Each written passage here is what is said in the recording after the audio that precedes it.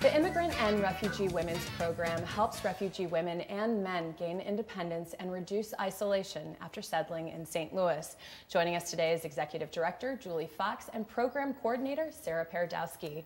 Thank you for being here. Thank you for having us. Yeah. I think, immigration's in the headlines pretty much every day, and we hear those terms, immigration and refugee, used around interchangeably. I think what's important to me when we look at St. Louis is people always look at just the process of immigration happening, coming to this country or coming to a city, and don't look at the broader context, how someone came here, what their situation is, and then once they get to St. Louis, what their life is like. And that's kind of where your organization steps in to help refugee families, individuals, and I want to just learn more, I think start things off to learn more about what actually the program does. If you want to start us off, Julie. Sure.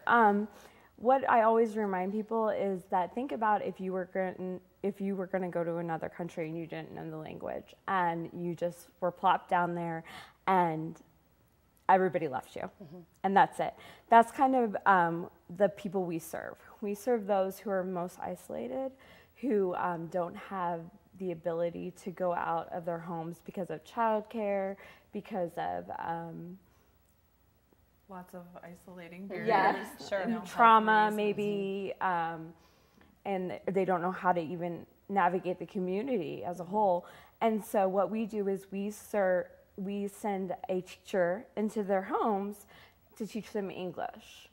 And so what the ultimate goal is that we reduce their isolation by giving them the tools, the English and life skills tools to be able to navigate their new world. Absolutely, because if you don't feel integrated in the community that you're living, in the world that you're living, you start to sort of regress in general as an individual, as a human being. Right. You have to be able to communicate and connect to other people. We've got some photos, and maybe Sarah, we can start walking through those and really look at some of the programs that you do. So you mentioned the teachers. This is heavily based on volunteers, is that correct? Yes, all of our teachers are volunteers. So that looks like you're, is this one of your volunteers, or this is a graphic sort of representing the call for volunteers? No, that is one of our actual volunteers, Marla. She's wonderful.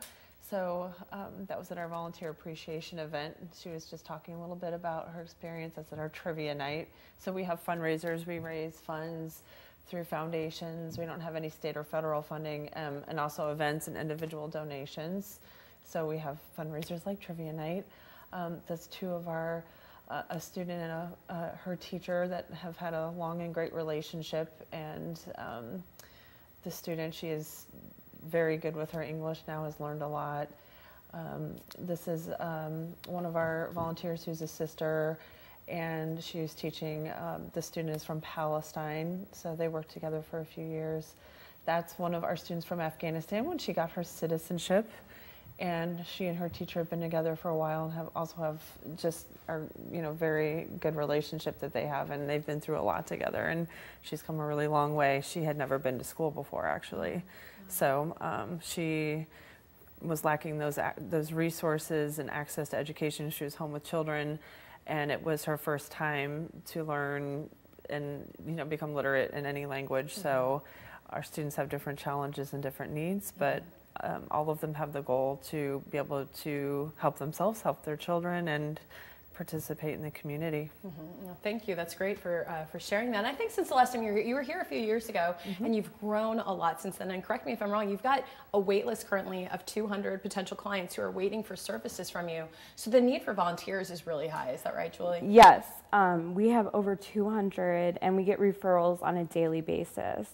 And so the need is great for volunteers. Since we want to work with everybody's schedules, and so we are able to be very flexible in that realm. And so that's really what makes volunteering with us great, is that we work around your schedule, and we also try to find a student that is in your area so that we're not sending you too far. And the relationship that you build with your students is amazing. And so it lasts a lifetime. We have a student and a teacher who are going to Bosnia together. So volunteering is so important for us, and it's what keeps our our program going. Well, I want to get into some details about who you're looking for to volunteers, if there's a certain level of skills, or it can be anyone. We're going to get into that in the second segment. Right now, I've got the information there for you on the screen. If you're interested in volunteering or learning more about what the program does, head to their website. It's IRWPSTL.org. That stands for the Immigrant and Refugee Women's Program. They're doing amazing work here in the St. Louis area since 1995. Again, IRWPSTL, but don't go .org. But don't go anywhere. We're going to have more with Sarah and Julie after this. Stay with us.